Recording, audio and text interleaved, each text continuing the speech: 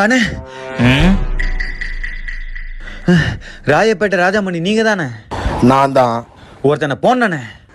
அந்த மாதிரி வெள்ள அண்ணன் பண்ண மாட்டாரு. அண்ணே நான் கொலை பண்றத சொன்னேனே. ஓ, யார் எதுக்காக கொலை பண்ணோம்? என் ஃப்ரெண்டு தான். பைக்கை ஒரே ஒரு ரவுண்டு கேரது கொடுக்க மாட்டேன்ட்டானே. அதான் எனக்கு கோவம் வந்துச்சு. என் வீட்டு வித்து பணம் எடுத்துட்டு வந்துக்கிறேன் அவனை போடுறதுக்கு. போட்டுருக்கேன் அவனை.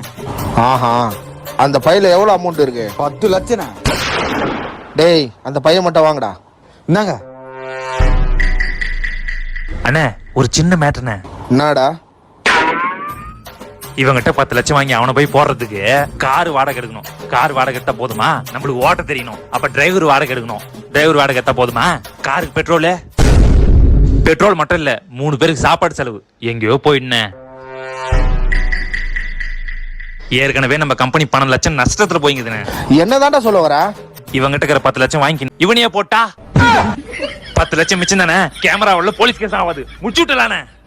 போடுறான். ஓகேண்ணே.